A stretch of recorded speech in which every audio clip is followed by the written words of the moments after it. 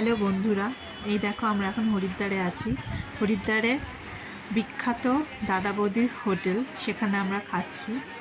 তো আমাদেরকে প্রথমে ভাত দিল, ঘি দিল, তারপরে আরও অনেক খাবার আসলো। খুব ভালো ছিল, ভীষণ ভালো কোয়ালিটি ছিল, আর কোয়ান্টিটিও অনেকটা পরিমাণে, মানে খেতে পারছিলাম না। তো খুব সুন্দর ছিল, সেই জন্য ভাবলাম যে তোমাদের সাথে ভিডিওটা শেয়ার করি। কারণ তোমরা যারা যারা হরিদ্বারে যাবে অবশ্যই কিন্তু এখানে খেও, ভীষণ ভালো খাবার এদের।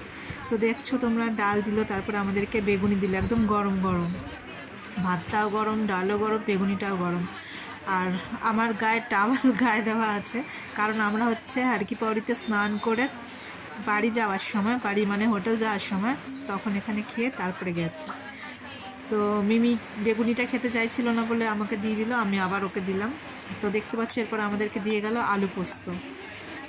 এগুলো কিন্তু আবার দ্বিতীয়বার করে ওরা রিপিট করেছে, আর টেস্টও ভীষণ ভালো। মনেই হচ্ছিল না যে আমরা অত দূরে আছি, মানে কলকাতা থেকে। খাবারের কোয়ালিটি এতটা ভালো ছিল।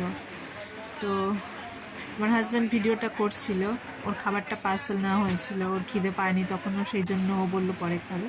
তো দেখো আলু পোস্ত আর ডাল দিয়ে মিমি খাচ্ছে, আর আমার পাতে হচ্ছে দুটো বেগুনি রয়েছে, মানে মিমির একটা রয়েছে, আর মা খাচ্ছে। এরপরে আমাদের ডাল, বেগুনি, আলু পোস্ত, তারপর আবার আমাদেরকে ফুলকপি আলুর তরকারি দিয়েছিল।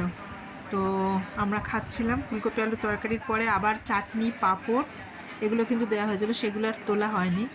এখানেই ভিডিওটা শেষ করলাম। তোমাদের ভালো লাগলে অবশ্যই